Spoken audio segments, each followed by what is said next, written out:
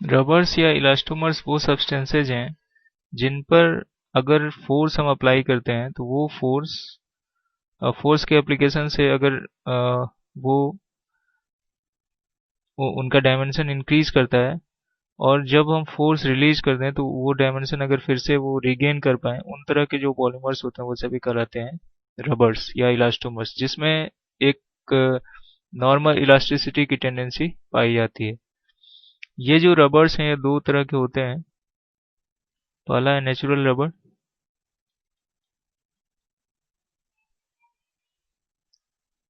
Second है synthetic rubber.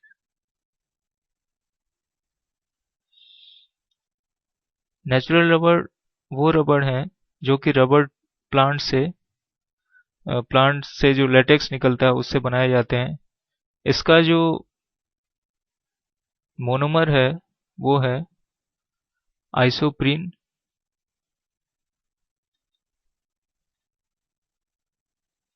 इस isoprene को जब हम पॉलीमराइज करते हैं तो बनता है पॉली आइसोप्रीन, और यही सिस फॉर्म में सिस पॉली आइसोप्रीन कहलाता है natural rubber. Natural rubber.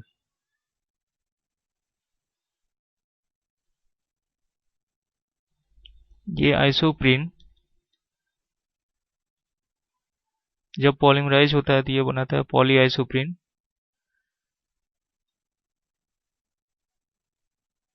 CS2 single bond CS3 CS2 HN। ये है पॉली आइसोप्रीन या नेचुरल रबर। नेचुरल रबर जिस लेटेक्स में पाया जाता है, या रबर ट्री का वो लेटेक्स जिसमें नेचुरल रबर पाया जाता है, उसमें आइसोप्रीन का जो परसेंटेज होता है वो नॉर्मली होता है 30 to 40%। और इसमें जो रिमेनिंग पार्ट है वो वाटर है, 60 to 70%। ये वाटर इसमें पाया जाता है। तो इस आइसोप्रीन को और उसके साथ जो वाटर प्रेजेंट है उसको जब हम प्रोसेस करते हैं और साथ में पॉलीमराइज करते हैं, तब ये लेटेक्स के फॉर्म में, ये लेटेक्स जो है वो रबर के फॉर्म में कन्वर्ट होता है। नेचुरल रबर के कुछ डिसक्वालिफिकेशंस हैं जिसके कारण इसको एग्जैक्टली हम सीधे यूज नहीं कर सकते हैं। और वो जो डिसक्वालिफिकेशन है उसमें सबसे मेजर जो टेंडेंसी है वो है प्लास्टिसिटी की। कि नेचुरल रबर में जो इलास्टिसिटी होती है वो कम होती है, और इसमें एक टेंडेंसी होती है प्लास्टिसिटी की कि अगर नेचुरल रबर को खींच दिया जाए तो, और फोर्स अगर बहुत ज़्यादा हो, तो उस केस में वो जो डिफॉर्मेशन होगा वो परमानेंट हो जाएगा और वो फिर से अपने नॉर्मल पोजीशन में वापस नहीं आएगा। इसके अलावा इसका जो टेंसाइल स्ट्रेंथ होता है ये भी लो होता है। तो टेंसाइल स्ट्रेंथ लो होगा तो उस केस में ये लोड बेयरिंग जो कैपेसिटी होगी वो भी कम होगी। फिर साथ ही साथ वाटर एब्जॉर्प्शन की टेंडेंसी इसमें हाई होती है। High water absorption. और वाटर एब्जॉर्प्शन की टेंडेंसी अगर हाई होगी किसी पॉलीमर में, वो क्या होगा, वो अल्टीमेटली वीक हो जाएगा। फिर इसके अलावा इसके जो चेन स्ट्रक्चर है उसमें अनसेचुरेशन बहुत हाई अमाउंट में पाया जाता है। हाई सेचुरेटेड ये पॉलीमर है। तो अनसेचुरेशन के कारण ये आसानी से केमिकल्स के द्वारा अटैक किया जा सकता है। ये जो नॉर्मल केमिकल्स हैं, जो एसिड्स हैं HNO3 H2SO4 HCl, ये सब इस पर आसानी से अटैक करके और इसको डिसइंटीग्रेट कर सकते हैं। इसके अलावा इसमें एक प्रॉपर्टी पाई जाती है टैकिनेस की। टैकिनेस की प्रॉपर्टी क्या है कि ये जो भी रबर्स हैं नेचुरल रबर, उनको उनमें एक टेंडेंसी है कि अगर एक सीट टाइप अरेंजमेंट अगर उसको कर दिया जाए तो ये सभी सीट्स, इंडिविजुअल सीट्स जो हैं, ये सभी मिलके एक सीट बना लेंगे। तो ये जो है, ये प्रॉपर्टी कि ये कोएलिस कर जाता है पूरा का पूरा सिस्टम, और इंडिविजुअल एंटिटी की तरह बिहेव नहीं करता है अगर हल्का सा भी प्रेशर अप्लाई किया है। तो इसके कारण होता क्या है कि ये जो इसकी कैरिंग कैपेसिटी जो है वो रिड्यूस हो जाती है, और इसको हम आसानी से कहीं भी कैरी करके भी नहीं ले जा सकते हैं, इसलिए कि इसका स्ट्रक्चर ही डिफॉर्म हो सकता है। इन सब डिस्क्वालिफिकेशंस को हटाने के लिए हम एक प्रोसेस यूज करते हैं जिसे हम कहते हैं वल्कनाइजेशन, और नेचुरल रबर वल्कनाइजेशन के बाद ही पूरी तरह यूजफुल हो पाता है।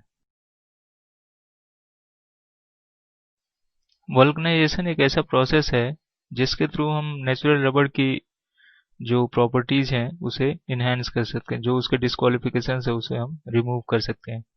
वल्कनाइजेशन क्या होता है? वल्कनाइजेशन एक प्रोसेस है जिसमें कि नेचुरल रबर को हम गर्म करते हैं सल्फर या सल्फर के साथ या सल्फर के किसी कंपाउंड के साथ हाई टेम्परेचर पे। और जब ये गर्म किया जाता है सल्फर के साथ नेचुरल रबर को, तो ये जो सल्फर है ये लिंकेज बना लेता है बिटवीन जो इंडिविजुअल चेन्स है उनके बीच में, और ये जो लिंकिंग है इसके थ्रू इसकी प्रॉपर्टीज इनहेंस कर जाती है। जैसे कि यहाँ हम देख रहे हैं दो चेन्स हैं, ये चेन 1 और ये चेन 2। इनको, ये जो पॉलीमर चेन अवेलेबल है नेचुरल रबर में, इसको जब हम सल्फर के साथ गर्म करते हैं और हीट किया जाता है इस सिस्टम को, तो उससे होता क्या है कि ये जो डबल बॉन्ड्स हैं वो टूटते हैं, ये डबल बॉन्ड्स, और डबल बॉन्ड्स टूटने के बाद सल्फर इन दो चेन्स के बीच में लिंकिंग कर लेता है या डाइसल्फाइड लिंकेज बना लेता है। इसे हम कहते हैं डाइसल्फाइड लिंकेज।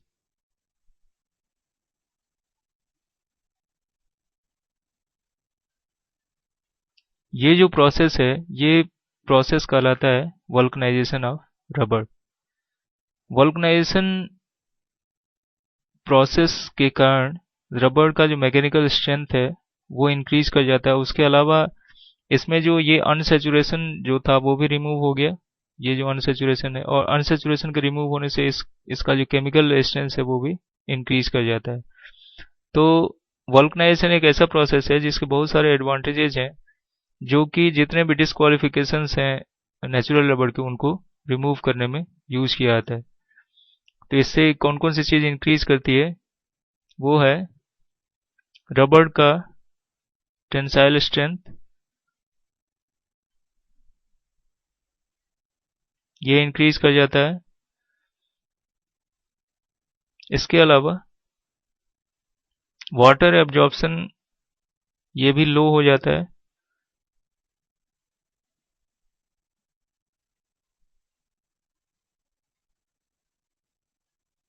एब्रेशन रेजिस्टेंस ये इंक्रीज कर जाता है।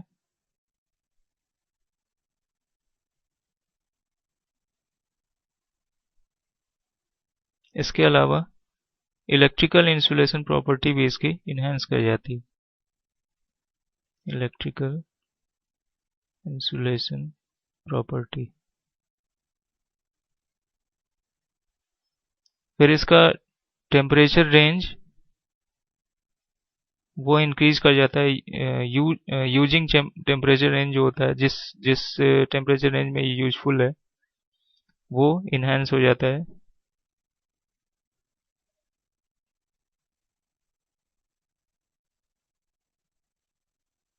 Useful temperature range.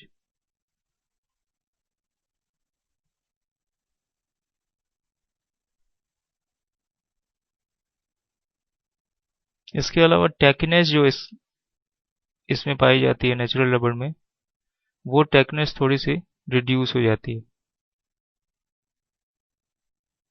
टेकनेस is reduced. तो ये सब प्रॉपर्टीज हैं जो कि बढ़ जाती हैं जब हम वल्कनाइजेशन करते हैं या सल्फर के साथ इसको गर्म करते हैं नेचुरल रबर को।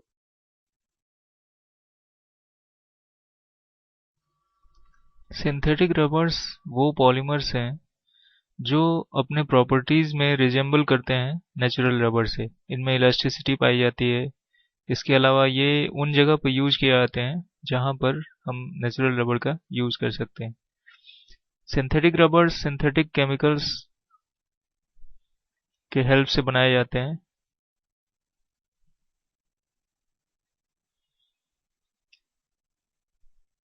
यहाँ सिंथेटिक रबर बनाने के पीछे जो मेजर रीजन है वो ये है कि नेचुरल रबर जो कि रबर ट्री से पाया जाता है वो एक नेचुरल प्रोडक्ट है जो अपने प्रोडक्शन के लिए ट्रीज पर डिपेंड करता है। और ट्रीज की क्वांटिटी आपको पता है कि ये जो है ये क्रॉप लाइक एंटिटी है, जिस केस में कि जो प्रोडक्शन होगा वो वेरिएबल हो सकता है।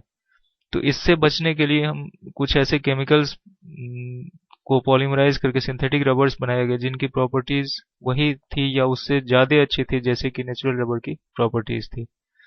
इन इनको भी वल्कनाइज किया जा सकता है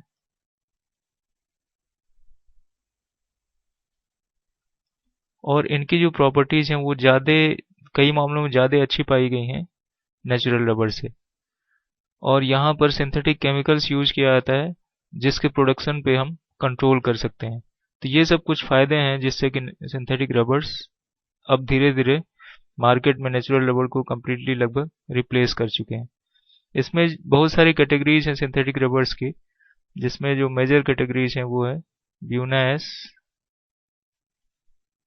ब्यूना एन,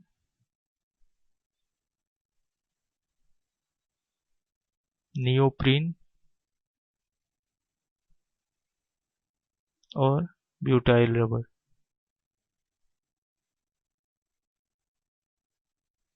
ये सभी डिफरेंट क्लासेज हैं सिंथेटिक रबर्स के जो कि यूज किए जाते हैं वेरियस पर्पजेज के लिए, और जिसमें इनकी प्रॉपर्टीज वो हेल्प करती हैं रबर की डिमांड को कंप्लीट करने में। ब्यूना एस एक सिंथेटिक रबर है जो दो और नामों से जाना जाता है, स्टायरीन, स्टायरीन ब्यूटाडाइन रबर, या जनरल पर्पस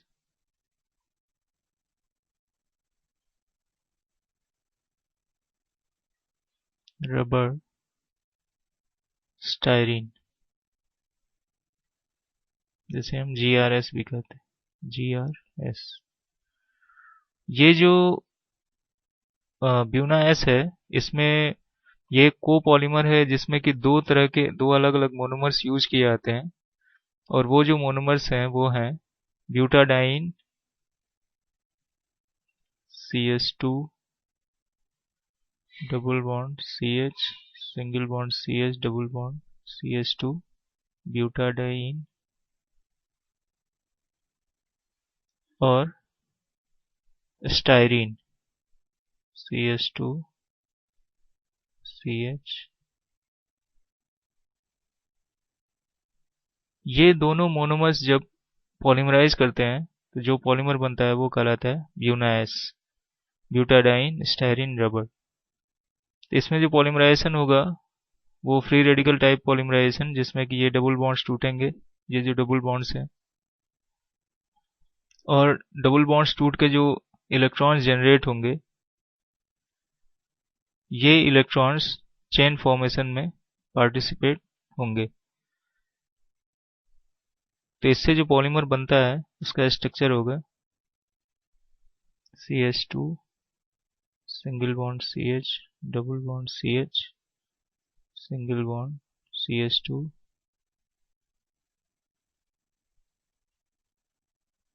N। ये है ब्यूना S। ब्यूना एस की बहुत सारी कैरेक्टरिस्टिक्स मिलती है नेचुरल रबर से। इसकी प्रोसेसिंग कैरेक्टरिस्टिक्स, इसके अलावा टेंसाइल स्ट्रेंथ, और लोड बेयरिंग प्रॉपर्टी, ये सभी जो प्रॉपर्टीज हैं ये रिजेंबल करती हैं नेचुरल रबर से।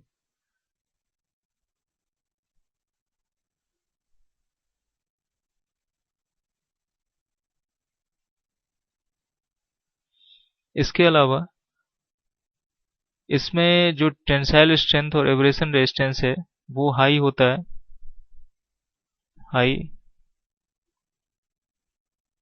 टेंसाइल स्ट्रेंथ और हाई एब्रेशन रेजिस्टेंस।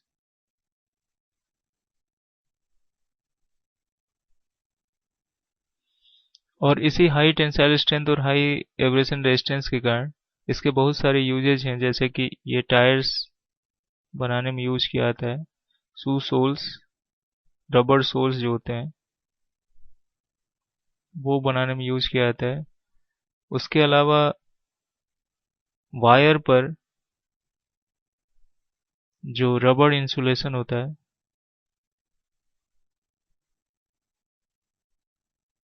वो बनाने में इसका हम यूज करते हैं। इसके अलावा गैस्केट्स और एडहेसिव्स बनाने में भी, रबर बेस्ड एडहेसिव्स बनाने में इसका यूज किया जाता है।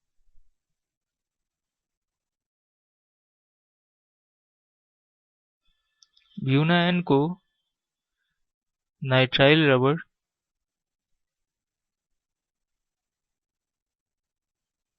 या जनरल पर्पस रबर एक्राइलोनाइट्राइल या GRA इस नाम से भी जाना जाता है, जनरल पर्पस रबर एक्राइलोनाइट्राइल। इस केस में दो मोनोमर्स यूज किए जाते हैं जिसके थ्रू की ब्यूनाएन बनाया जाता है, और वो दो मोनोमर्स हैं butadiene CH2 double bond CH single bond CH double bond CH2 butadiene, और एक्राइलोनाइट्राइल या विनाइल साइनाइड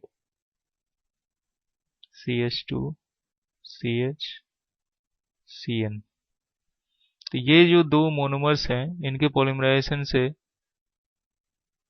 ये ब्यूनाएन बनाया जाता है। यहाँ पर भी पॉलीमराइजेशन जो होगा वो एडिशन टाइप ऑफ मैकेनिज्म को फॉलो करेगा, और जो चेन फॉर्मेशन होगा वो इस तरह से होगा CH2 single bond CH double bond CH single bond CH2 single bond CH2 single bond CH CN। ये है ब्यूना एन जो बनाया गया है ब्यूटाडाइन और एक्राइलो नाइट्राइल के हेल्प से। ये जो ब्यूनाएन पॉलीमर है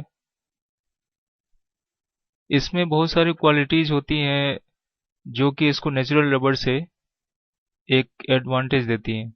और वो कौन सी क्वालिटीज हैं कि इसमें लो सॉल्युबिलिटी है,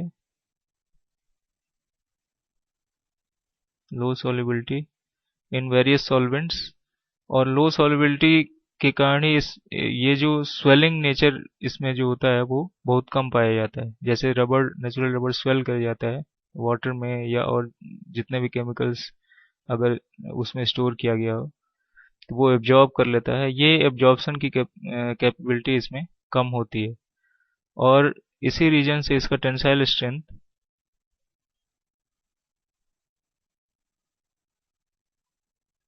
ये हाई होता है।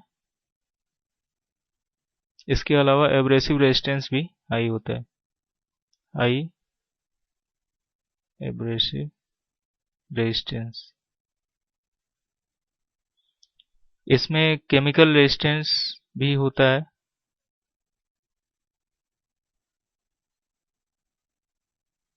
इसीलिए यूज किया जाता है फ्यूल टैंक्स में। इसके अलावा गैसोलीन होजेस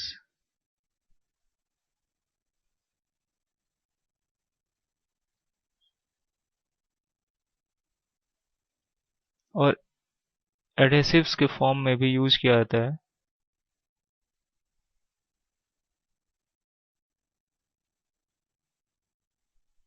जबकि हमें पेपर या लेदर पे रबड़ की कोटिंग करनी होती है। Paper, leather, coating.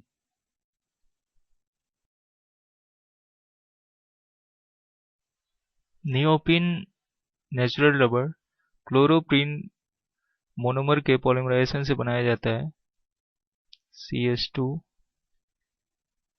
Double bond C, Cl, single bond CH, double bond CH2। ये क्लोरोप्रीन जब पॉलीमराइज करता है तो बनाता है neoprene. CH2 single bond C, Cl, double bond CH, single bond CH2N। ये है नियोप्रीन। नियोप्रीन आसानी से, इसलिए कि यहाँ हम देख सकते हैं कि ये एक अनसैचुरेशन एग्जिस्ट करता है नियोप्रीन में, तो ये नेचुरल रबर की तरह बिहेव भी करता है और यहाँ पर हम वल्कनाइजेशन कर सकते हैं आसानी से। तो ये कंसिडरेबल एक्सटेंट तक वल्कनाइज किया जा सकता है। वल्कनाइज्ड अप टू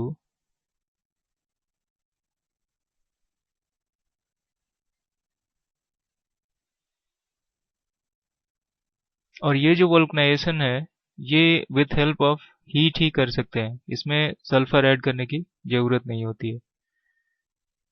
ये एक ऐसा पॉलीमर है जिसमें बहुत ही हाई केमिकल रेजिस्टेंस होता है।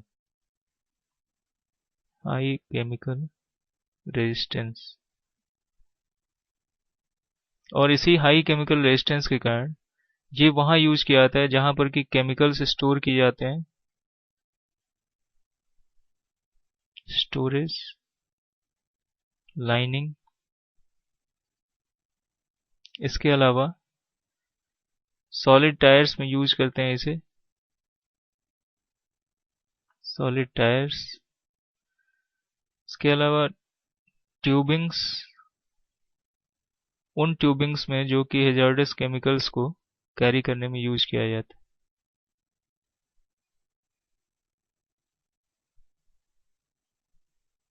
हेजार्डस केमिकल्स को कैरी करने में यूज किया जाता है, या ऑयल्स या गैसेस।